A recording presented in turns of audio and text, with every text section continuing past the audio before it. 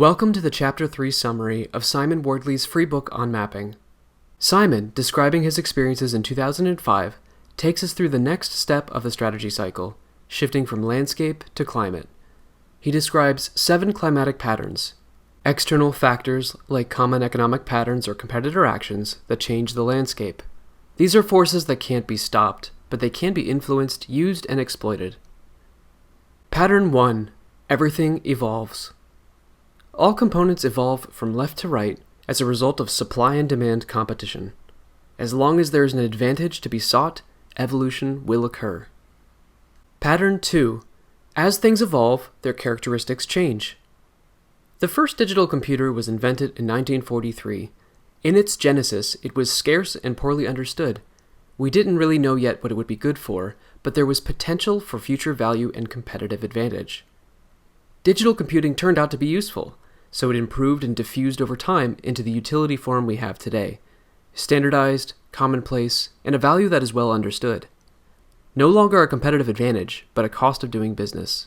This process happened not only to computers, but also to photographs, electricity, nuts and bolts, and even penicillin.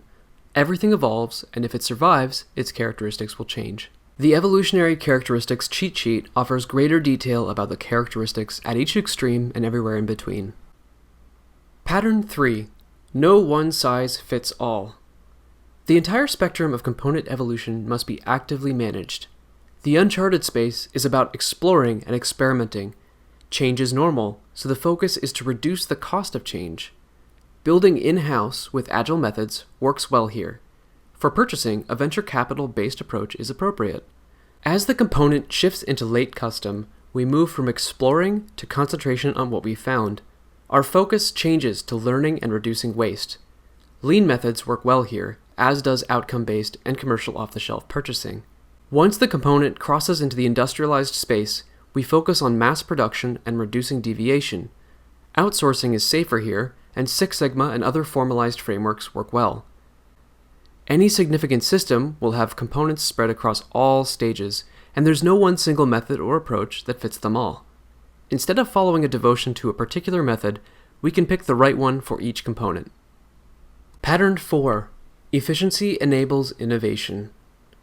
As components evolve, they enable new, higher-order systems to appear. The simplicity of standardized building blocks creates the stability needed for rapid change and a diversity of new components built on top.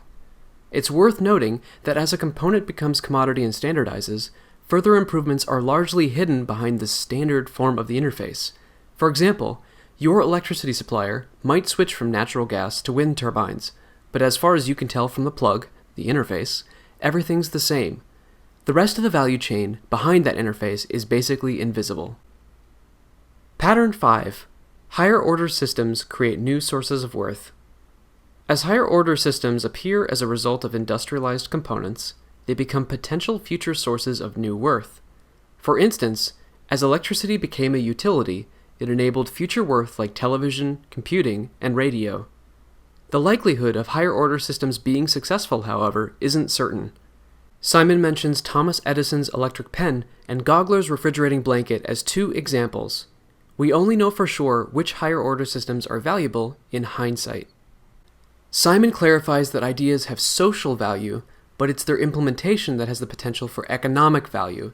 He defines commodification as this transformation from social to economic value, not to be confused with commoditization, which is more in line with the process of evolution.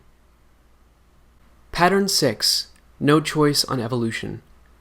If a company creates an advantage, it dials up the pressure on the companies around it to adapt. This effect is Van Valen's Red Queen hypothesis in action. For example, as Henry Ford's system for mass production evolved, many other industries took note and copied it. As a result, mass production is no longer an advantage, but were that not the case, every good other than Ford vehicles would still be handmade today. Pattern 7. Past success breeds inertia. Though the Red Queen might force adaptation, companies will fight to maintain their past successes. Since the transition between uncharted and industrialized is associated with high profitability, a successful company will resist the pressure to industrialize for fear of losing that source of wealth creation. This is known as inertia. New entrants, not encumbered by that past success, can initiate a change. It's why Amazon, a company that sells books, could outpace VMware to industrialize computing infrastructure. It's a common pattern in history, and many past giants don't survive. The basics of these 7 climatic patterns offer enough for us to explore the first map. Point 1. Simon's online photo service was moving into the product stage, meaning others would begin to adapt and compete. Survival was concerning without some new differentiator. Point 2. The ability to create a private cloud, as well as the size and profitability of the compute industry, signaled that someone might attack it and shift it into utility. Point 3. Compute hardware and rental suppliers would resist the change, and someone unencumbered by the existing product or rental models would likely be first to move. Point 4. The same story was likely to play out with coding platforms. Point 5. These utility coding platforms would eventually run on utility compute. Point 6. These utilities would enable many new higher-order systems. Regardless of the specifics, these new systems would undoubtedly result in many new sources of worth and many more failures. Armed with the map and these climatic patterns, Simon and his colleague, James Duncan, who Simon credits as the co-creator of mapping, could anticipate an incredibly fundamental change to the computing industry. With all their assumptions made visible on the map, they could begin planning how to move. If you followed along in Chapter 2 and made your own map, have a go at applying the 7 climatic patterns we learned here to see what you can anticipate. Here's a list for reference, along with many more patterns we'll learn about in the future. Up next, Simon moves on to describe doctrine. To read the rest of Simon's book, or to get started with Wardley mapping for yourself, visit learnwardleymapping.com. I'd also like to take a moment to thank the professional members on the learnwardleymapping.com Patreon. Hacker Ben, Mario Platt, and Tor Christian Clausen. Thank you so much for making all this possible.